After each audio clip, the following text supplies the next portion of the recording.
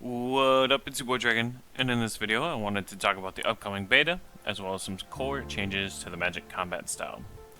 This video is going to be about how I would personally update Magic, because I think adding new dual wield set effects for new weapons isn't necessarily the answer when it comes to making the style the best it can be. Let's start by separating two types of gameplay and the core objectives that I'm looking for at both weapon sets.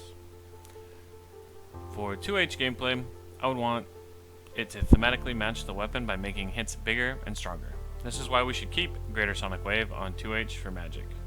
This also, if paired with a crit effect, should enhance the special attack of the Fractured Staff of Armadillo. Staying with the power that 2H already has, base the damage of 2H abilities and feel are on critical strike chance and critical strike damage. Also, I think we need to incentivize the gameplay to also utilize channeled abilities.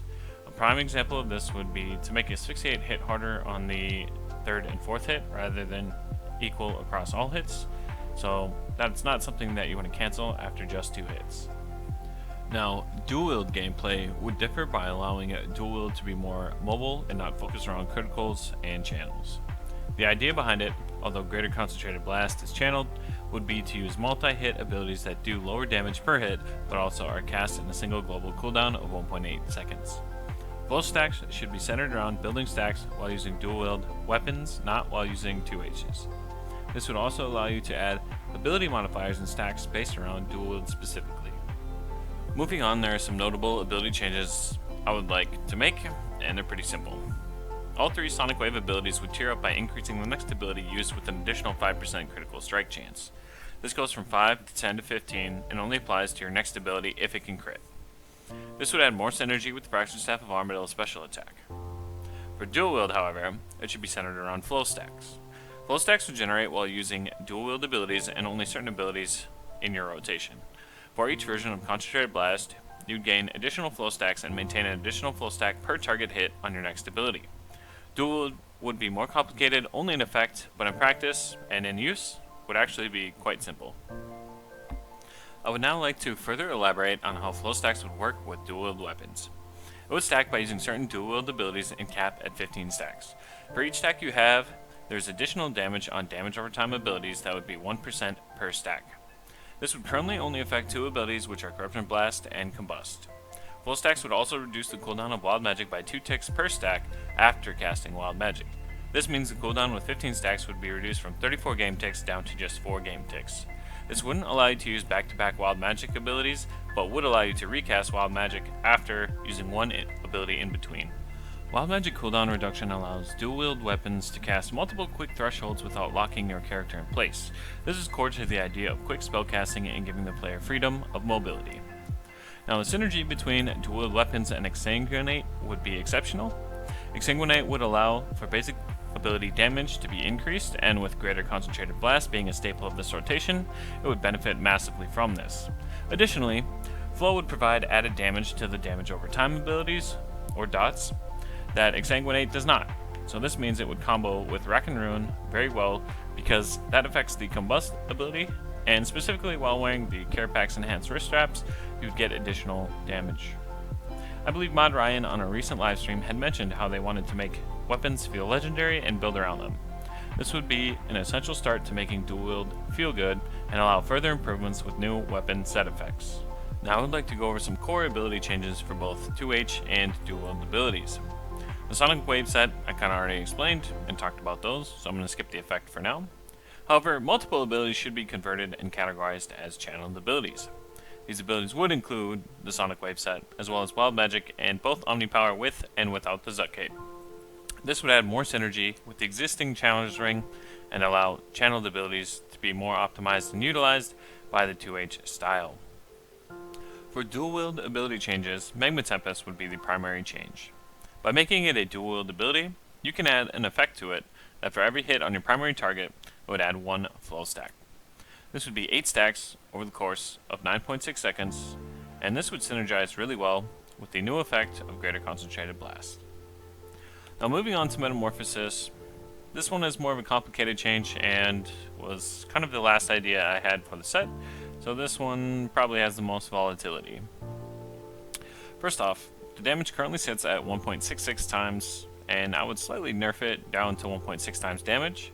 With this change in mind though, I would like to move the duration all the way up to 25.2 seconds, or I mean you would just call it 25 seconds. This would allow for more consistent damage output and intentionally is focused around dual wield and flow stack set effect. Personally, I would like to see separate abilities like Tsunami and Sunshine be the primary focus for the 2H style, and then possibly make some changes where Metamorphosis is the go-to ultimate for the dual wield set. It wouldn't mean you couldn't use these other abilities with different styles, it just wouldn't be as lucrative as using it with the original set. Now, back to Metamorphosis. The main idea is to reset the wild magic cooldown, similar to how Living Death and Death Skulls interact. This would also sync really well with flow stacks effects and make it, again, primarily the best method to use with the dual wield weapon set.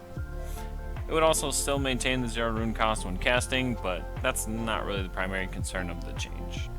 With all these changes in mind, this is going to advance us to the part where I discuss the new T95 dual wield weapon effects. I personally do not like any of the suggested effects and would like to suggest my own. Now, again, the numbers aren't final and a beta test would allow for better balancing. However, this is going to be effects based off of what I have already suggested, assuming they were already implemented into the game. Now, for the first thing, insatiable stacks would max at 6. So, this would be stacked after you wear one or both weapons for after 9 seconds. Once the first stacks are started, you would not be able to refresh the stack timer itself, only the stacks. This means if you use a non-basic ability, it'll add additional stacks, and you can use them anytime within the 12 seconds, but basically you have 12 seconds to use the stacks themselves. The first set effect is when you wear at least one weapon, and this is going to be primarily focused around gaining adrenaline. So non-basic abilities would generate 2 stacks of Insatiable for 12 seconds. Reiterating here, you would start with the 12-second timer on the first 2 stacks, and you can go up to 6 stacks, but you cannot refresh the time cooldown until the stacks either disappear or are consumed. Now, basic abilities gain 0.5% adrenaline per Insatiable stack. This would max at 3% adrenaline per basic ability, and to be honest, it might be too powerful without testing.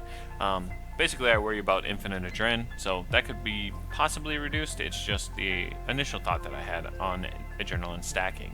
The second passive is the passive that I actually am much more set on having implemented into the game. The second effect would make Dragon Breath consume Insatiable stacks, and when doing so, it reduces the cooldown of Combust by 1.8 seconds per stack. This takes the cooldown down from 25 ticks, or 15 seconds, down to 7 ticks, or 4.2 seconds. This would not automatically reset the ability, but put it on a very short cooldown. This would make the main focus of the Tier 95 set resetting Combust, and would pair nicely with the dual wield specific flow stacks, as well as the enhanced wrist wraps of Carapac, and of course Exsanguinate, which I have already briefly covered in my dual wield changes. I would like to give a summary of the overall goals for the changes and everything I've suggested today. These changes are to provide a unique feel and unique gameplay to both Magic's sets of two-handed weapons and dual wield weapons. If you take nothing else from my suggestion, take the main point that each style should have its own unique gameplay and unique feel to make them feel different even though they are the same style. In my opinion, 2H abilities should utilize high damage single hit abilities focused on critical strike chance and critical strike damage.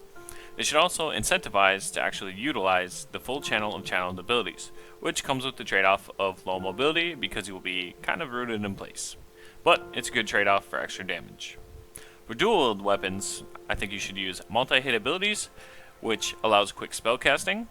These would in turn create flow stacks and spell stacks that allow you to express gameplay through ability resets, and of course, with these quick resets and quick actions and spell casts, this allows for high mobility, giving diverse gameplay between the two sets. Thank you for taking the time to watch my video, however lengthy it may be. Any thoughts, discussion, or comments are welcome. Please leave them down below. Hopefully you like the suggestion, and any feedback is also welcome. Thanks for watching the video.